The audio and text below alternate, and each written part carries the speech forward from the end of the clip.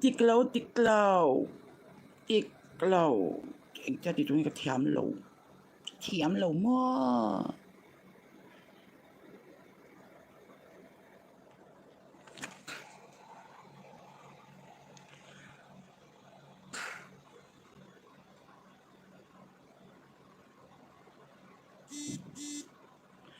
ui anh cha lại phun thì cái lại phun mi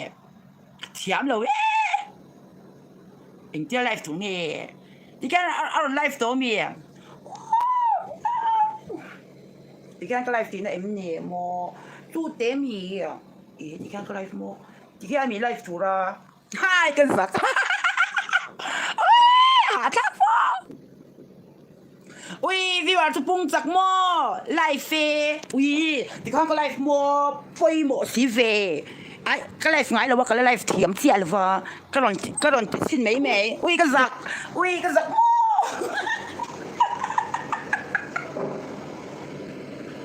อยูนอชเราเวก็ชิงไอ้มีจุดเดะหม้ออีวันหว่างเวก็ไลฟ์นะจุลมคุณเองก็รอไลฟ์ระวังก็ด่าดูเองที่นี่ด่าเลยนั่งไอ้ด่าตัวกันไลฟ์ตัวเราก็ไลฟ์ตัวละก็ที่ไม่นี่ก็ไลฟ์ที่นี่ไลฟ์ที่เราก็เอ็นชินนั่นนี่ก็ไลฟ์ดูเราด่าเราละไอ้ตัวเอ็นชินน่ะไม่ไลฟ์ที่เราก็รอนเอ็นชินไม่ว่าก็ไม่ได้ก็มุดเลยเนี่ยก็ไม่ได้ก็ไม่ได้ขัดได้ก็ลม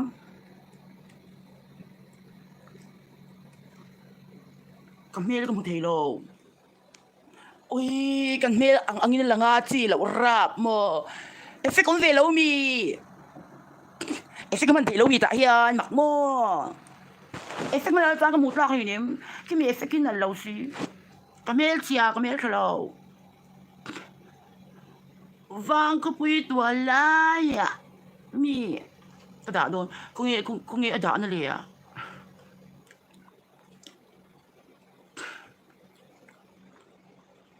ui anh tiểu cái mẹ là một thầy lâu đi có mấy nhìn cái mẹ thì ảo chắc lo à phút phút mẹ ui mẹ lúc tục ui mẹ po mình tí là mình ăn bị thổ nhòa mẹ ui nhòa mẹ lâu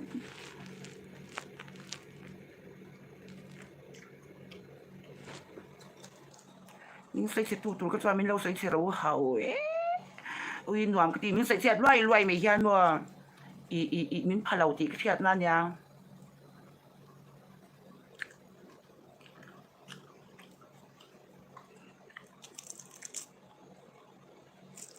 có mình như cái trăng nghe cái tỷ bảo lệ cái mẹ có một thầy lệ nè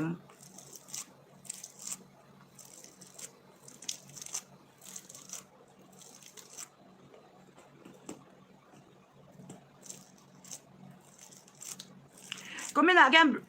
click vào block nào không ok ui block thầy lâu một cái tia cần block xin năng khơi anh nghe block nó chú ui block thầy lâu đang live vậy nè có mình là cái click vào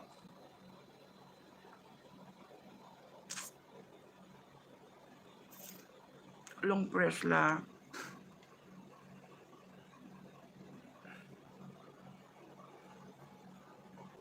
mi block tu zong ringa mi block tu zong ring kapoi mo ngoro block tu kalam hulaw ka block don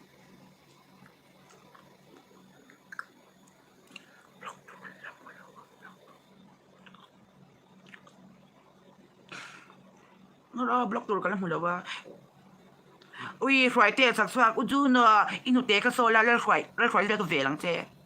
min lo block ti pakatyan ui block don muan zwala report ti oma remove ti oma kaya report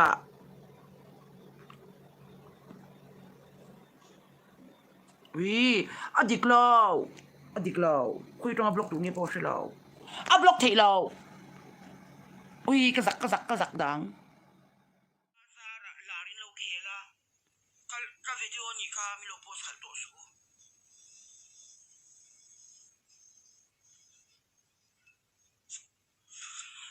Friday ako oilo nhà oi lâu như mấy thế mà sẽ oi lâu chút rồi còn họ in sẽ có bằng nó post khẩn đồ lâu là như vậy cái live cái record về xia riêng à cái post cái tỷ lại mình lo post khẩn riêng là cái nó mà nhìn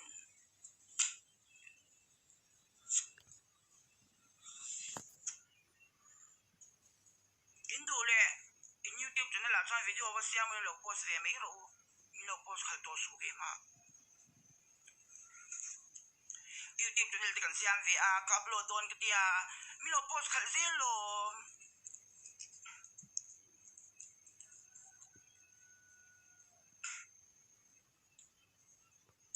cái tiếng cái mà video bỏ mình lo post khẩn riêng trên tiếng nghe nhỉ cái YouTube cho nên là trong nghe cái đào về ta cả mình lo post khẩn đồ số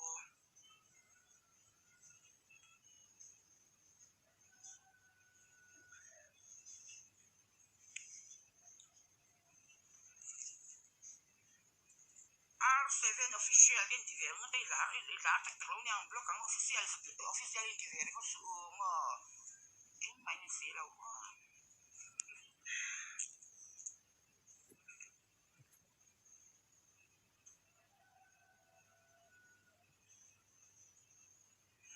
le nga nya kalai sa man ko post do mi post ko to su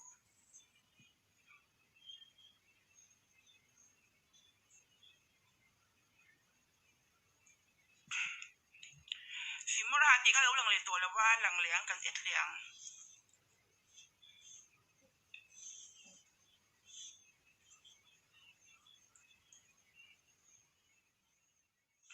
Jadi market short kat tidak orang toy share drive by lakas to lutuk share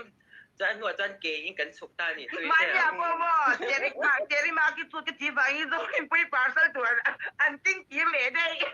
an pe dulaw kung kaya jing ni so pun pe to ka in su ta yan Jerry market so ke mati a parcel to a king le dai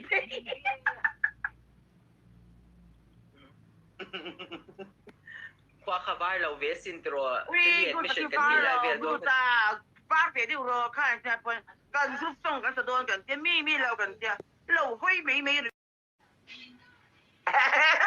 eh le sipia Fan Locks Dr. Friday Skin Clinic Tung Chang Hian Soi Pia Lok Ro Le. Oh, Dr. Friday Skin Clinic hi in fa dan tu ta Friday hi thor be tu ke ma hi kan ya ke ma hi model kum lun kan ya ma te tun din huna kom la wa chi at lo du ni tuan Friday bula kyan i sum mo ben ka da ta kom siam lo le chuak la du nang lai sum nga de wai tuan chi at lo ka apoi mo tu ma san mo ke ko hi ka thela wa sumi ka nga lo ma te chi at lo na na hi tuan mo i dan dan lo me zel tu bang suan in sum account mi lo tuan Friday u ju no ang kha in ti la lo in dang lam ha sik me ang ma cái mà nhìn ta cái gì lớn gì tu cái chân là bằng cái chân đâu à bây mình đâu là lúc đó mình xoay cái mà bula cái mà phải cho tăng xoay thì 20% discount cũng tiền à cái mà mình làm xoay kan tiang O nang man he na tanga ki te ka mo. chú nó phải cho tăng xoay 20% discount này đó mà sẽ đại cái cái tuần Atin te ho kan shat ko tangai. mà Atil ti te ho ka Skin Clinic atil ti te ho kan shat ko tangai. thì về việc thế này mày mà